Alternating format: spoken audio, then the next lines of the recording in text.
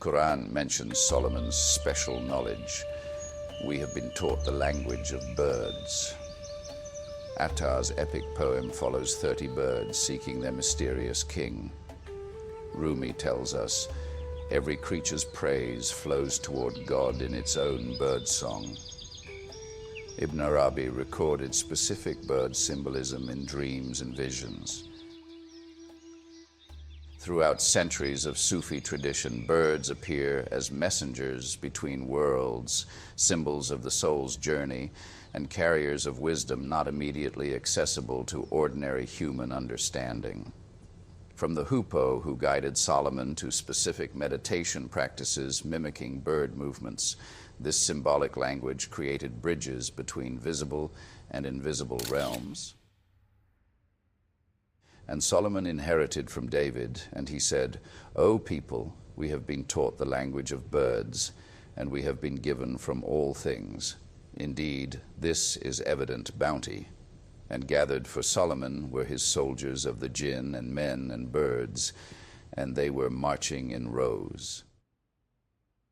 The narrative continues with the hoopoe bird bringing Solomon crucial information about the Queen of Sheba, but the hoopoe stayed not long and said, "I have encompassed in knowledge that which you have not encompassed, and I have come to you from Sheba with certain news."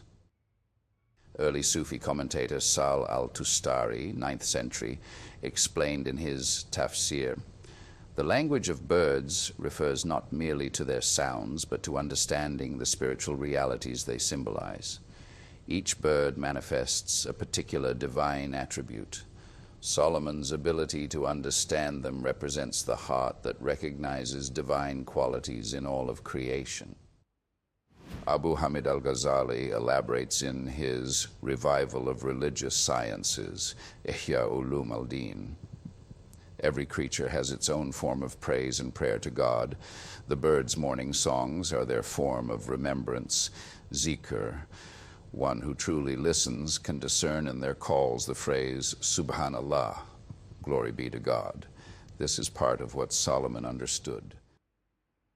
This understanding of birds as natural contemplatives appears in an early Sufi poem attributed to Rabia al-Adawiyya. The bird's chorus at dawn reminds the heedless heart. They have remembered while you have forgotten. Rise and join their praise, O sleeper. The 9th century mystic Bayazid Bistami reported in his spiritual experiences, "I saw myself as smaller than a bird, then as a bird, then I transcended even that form. This is the journey that bird's flight symbolizes, beyond all form to formlessness." The most extensive exploration of bird symbolism appears in Fariduddin Attar's 12th century Persian masterpiece, Mantik al-Tayr, Conference of the Birds, or Speech of the Birds. The poem begins, "The birds of the world gathered in assembly. All were present, the shy and the bold. They said, no country lacks a king. How is it that the kingdom of birds has none? A kingdom cannot exist without a king." The hoopoe, messenger of Solomon, emerges as their guide, declaring, "I am the one who carried messages to Solomon. I have crossed valleys and mountains, viewing all kingdoms. I know of our king, the Simurgh, who dwells behind Mount Kaf. Our king is close to us, but we are far from the king." Attar assigns specific symbolic meaning to each bird species. The nightingale stepped forward first in love's distress, revealing secrets of passion's wilderness. "I am so drowned in love of the rose that I cannot tell my heart's joy from sorrow. My melody carries every secret of love." The peacock represents those attached to paradise. "I once dwelt in paradise in purest gold. There a serpent tricked me, and I was thrown out with Adam. My longing looks ever backward to what was lost, not forward to what might be found." The duck symbolizes superficial piety. "I live near water always." I immerse myself in it, keeping my feathers perfectly clean. No creature maintains such perfect ritual purity as I. Surely my practices guarantee my salvation. The hawk represents those dependent on worldly power. I dwell on kings' wrists, eating from royal hands. Why should I trouble myself with this quest when I already enjoy such favor? I am content with the shadow of royalty. The hoopoe responds to each objection. These attachments, whether to beauty, ritual, past glory, or worldly power, are all veils between you and the Simurgh. 100 veils of thought, feeling, and action separate you from the divine presence. Attar describes the spiritual journey through 7 valleys. First comes the Valley of the Quest, where the traveler undergoes 100 difficulties and trials. Next, the Valley of Love appears. To be engulfed in fire is its sign. Then comes the Valley of Knowledge, where each receives light according to their capacity. Fourth is the Valley of Detachment, where neither desire nor meaning exists. Fifth arrives the Valley of Unity, where all is connected.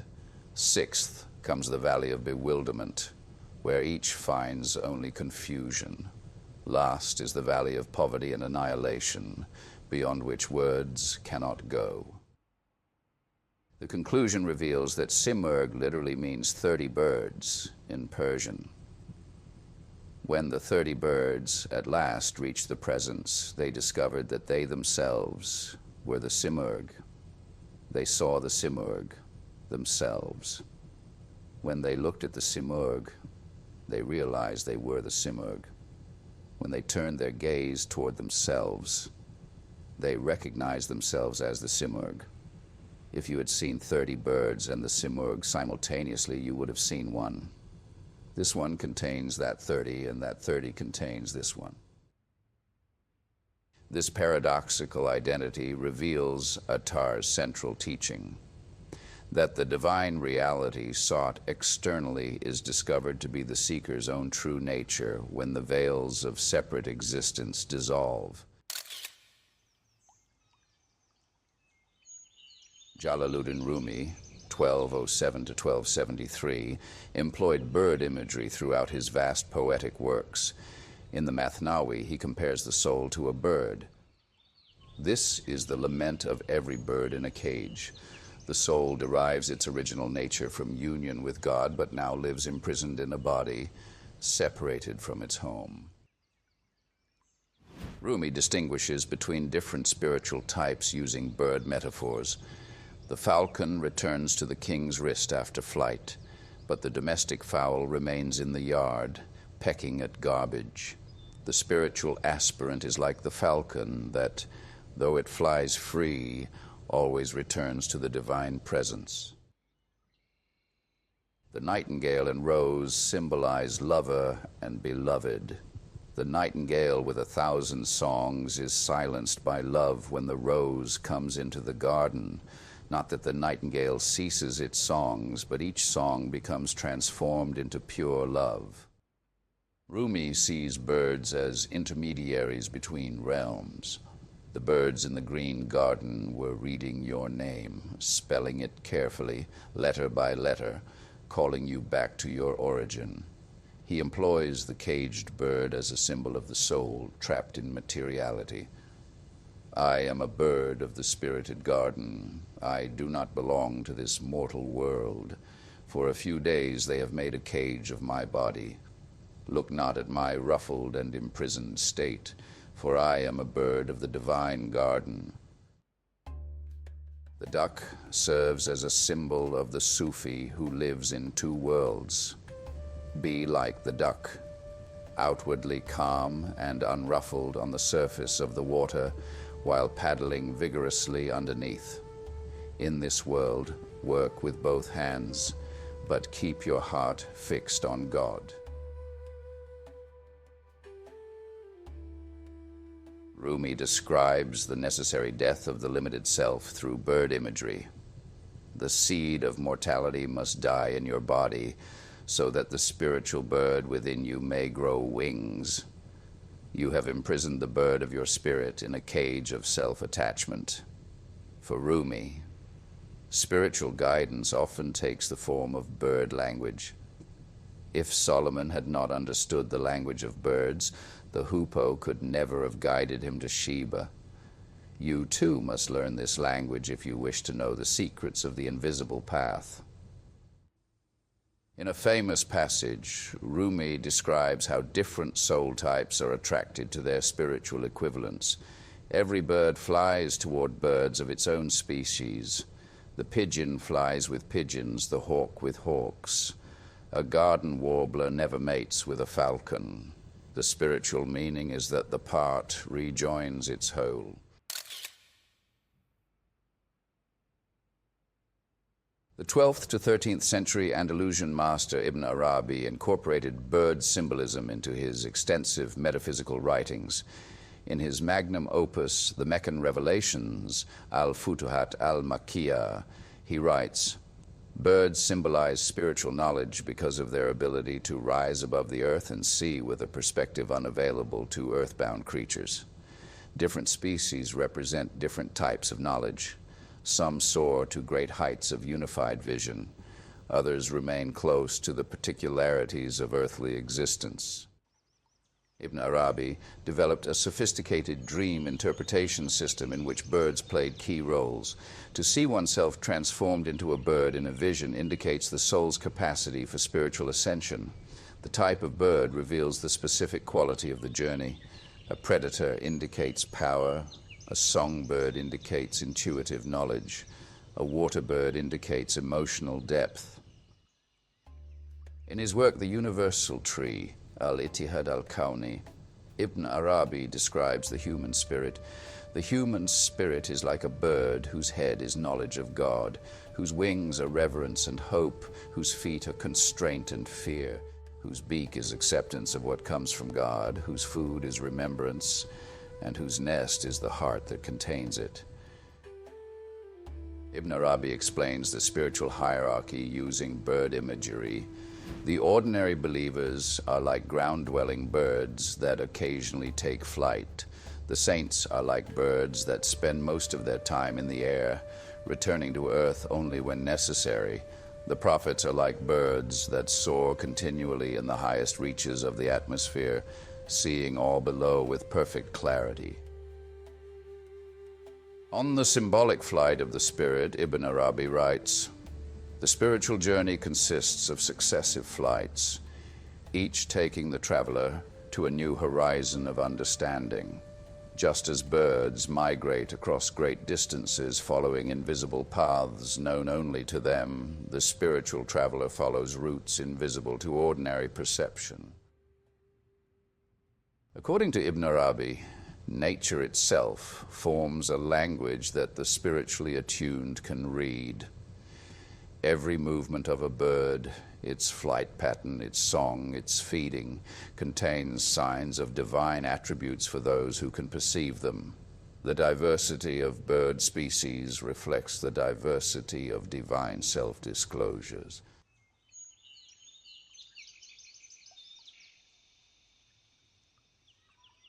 In his Bezels of Wisdom, Fusus al-Hikam, Ibn Arabi discusses Solomon's special knowledge. Solomon's understanding of bird language represents the mystic's capacity to perceive meanings beyond ordinary comprehension. The bird's speech symbolizes the subtle communications occurring constantly throughout creation, but perceived only by those whose inner faculties have been awakened.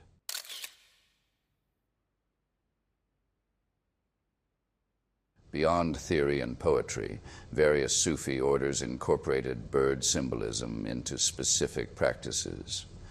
The Mevlevi order, founded by Rumi's followers, developed a technique described in their training manuals. The seeker should observe the birds at dawn, how they face the rising sun, how they raise their voices in praise. Then, in meditation, the seeker should imagine becoming the bird, experiencing its freedom, its perspective from above, its direct relationship with air and sky. The 13th century Kubrawi Sufi Najm al-Din Razi described a practice in his The Path of God's Bondsmen, Mirsad al-Ibad. When the disciple hears birdsong, he should pause and listen attentively, recognizing that it is a form of divine remembrance. By attuning the heart to this natural zikr, the soul begins to recognize how all of creation participates in praising the Creator. The 18th century Naqshbandi master Khalid al-Baghdadi instructed, observe the birds' morning activities, how they leave their nests to seek provision, trusting in their Creator. This exemplifies tawakkul, divine trust. Watch how they return home before nightfall, demonstrating the soul's natural inclination to return to its origin. In the Chishti order, founded in Afghanistan and flourishing in India, spiritual concerts, sama, often included imitations of bird calls. The 14th century master Nizamuddin Awliya explained, the human voice imitating birdsong creates a bridge between realms. It reminds the soul of its capacity to transcend earthly limitations and soar in the atmosphere of divine presence. The Helveti Jerahai order preserved this teaching from their 16th century founder. When you see birds in flight, say within your heart, O Lord, make me fly to you on the wings of love and yearning, just as these birds fly through the sky. This practice transforms ordinary bird sightings into spiritual reminders. Turkish Bektashi dervishes developed a practice described in their texts. Rising before dawn, face east where the sun will appear. Listen to the progression of bird awakening. Which species sings first, which responds, which joins later. In this natural sequence is hidden the proper order of spiritual awakening within the human being. North African Shadili Sufis employed this contemplative exercise. Watch how different birds build different types of nests. Some create elaborate structures, others simple depressions in the ground. Each species follows its innate nature without deviation.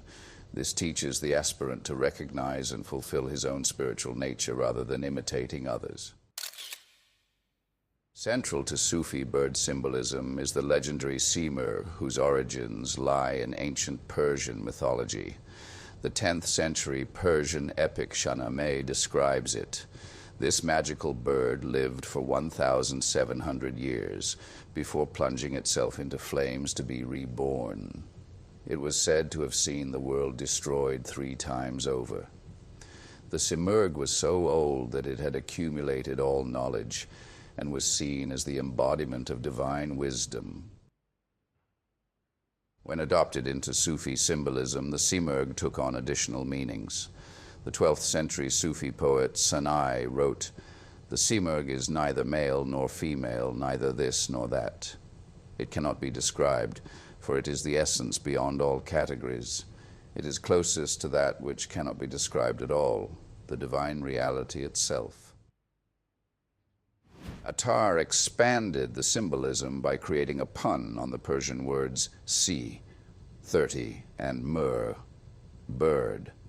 When the 30 birds finally reached Mount Qaf after their arduous journey, they found only their own reflection.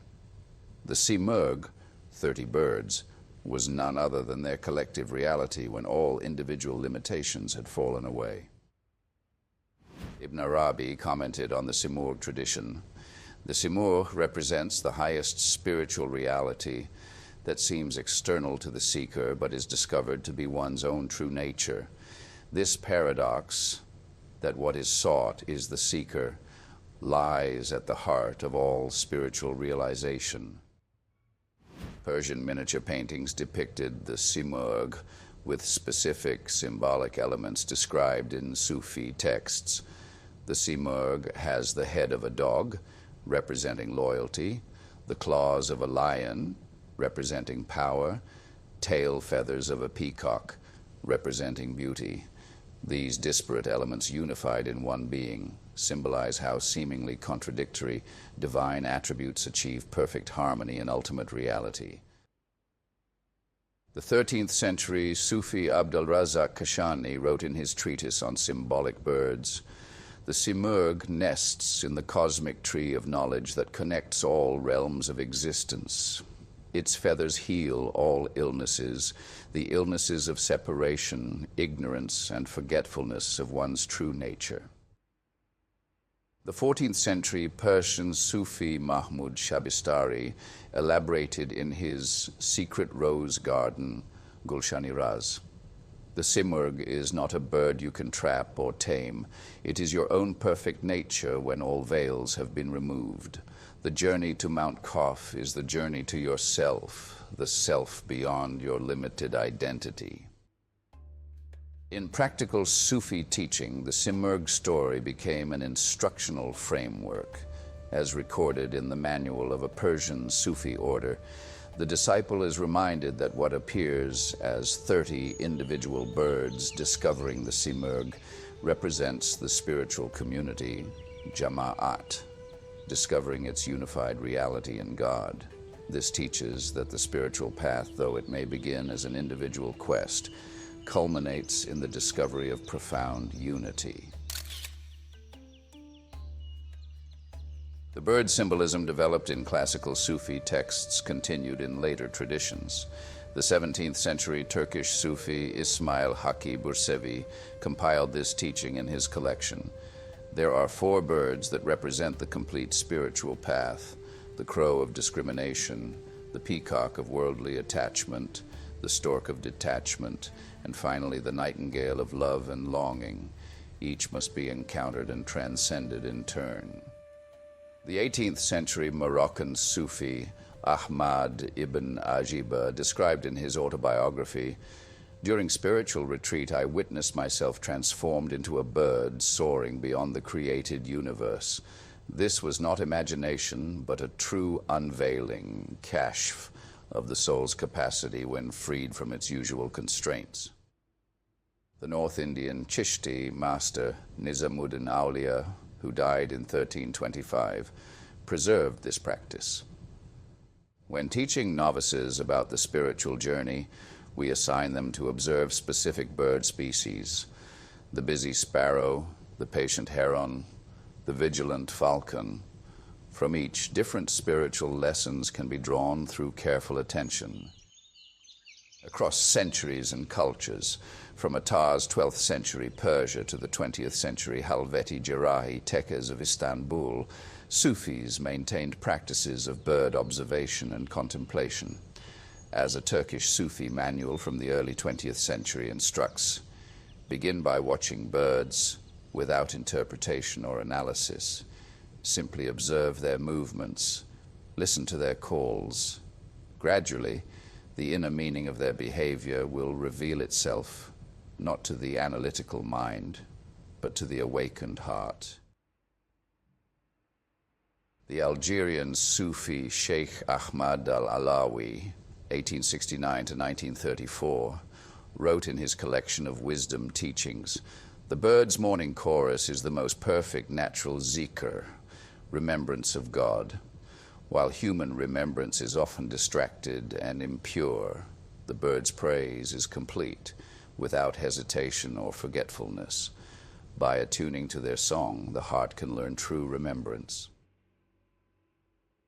This tradition, connecting human spirituality with the natural world through bird symbolism, reflects a perspective eloquently summarized by the 13th century Andalusian Sufi Ibn Sabin. The universe speaks a single language with countless dialects. The bird's dialect is among the most eloquent for those who have ears to hear it. In their flight patterns, migration routes, nesting habits, songs, and social structures lies encoded the entire science of spiritual knowledge. From Solomon's gift of understanding bird language to contemporary Sufi practices of nature contemplation, birds have served as messengers between visible and invisible realms, symbols of the soul's journey, and living reminders of the spiritual capacity to transcend limitations and return to one's true nature.